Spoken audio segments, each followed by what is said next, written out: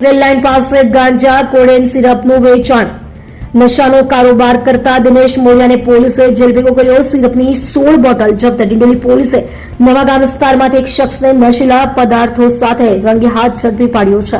પકડાયેલ આરોપી railway line જેવા જાહેર સ્થળનો ઉપયોગ કરીને યુવાધનને નશાના રવાડે ચડાવવાનું કામ કરતો હતો, જેને હવે જેલના સળિયા પાછળ ધકેલી દેવામાં આવ્યો છે. રેલવે લાઇન પાસે જાહેરમાં ચાલતું હતું વેચાણ.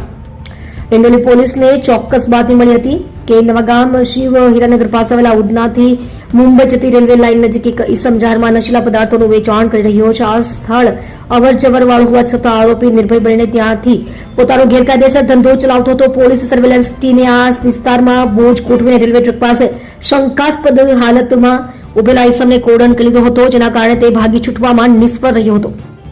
આરોપીની ઓળખ અને ધરપકડ. પોલીસે સ્થળ પરથી 30 વર્ષીય દિનેશકુમાર સહદેવ મોરિયાની ધરપકડ કરી છે.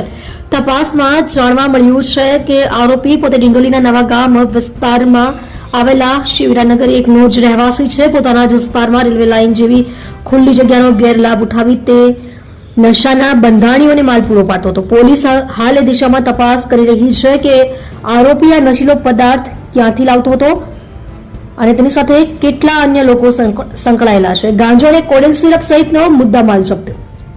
તલાશી દરમિયાન પોલીસને આરોપી પાસેથી નશીલી વસ્તુઓનો મોટો જથ્થો મળી આવ્યો હતો, જેમાં 162 ગ્રામ વનસ્પતિજન્ય ગાંજો કિંમત ₹8,100 અને પ્રતિબંધિત કોડેન સિરપની 16 બોટલો કિંમત ₹22,592 મળી આવી હતી. આ ઉપરાંત પોલીસે આરોપી પાસેથી એક મોબાઈલ ફોન અને 1,700 રોકડા જપ્ત કર્યા છે.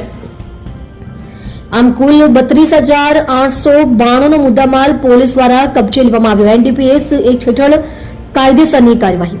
ડિંડોલી પોલીસે આ મામલે narcotics, drugs and psychotropic substance act હેઠળ ગુનો નોંધીને કાયદેસરની કાર્યવાહી હાથ ધરી છે. જાહેરમાં નશાનું વેચાણ કરીને કાયદાના લીરે લીરા ઉડાડતા તત્વો સામે પોલીસે કડક વલણ અપનાવ્યું છે.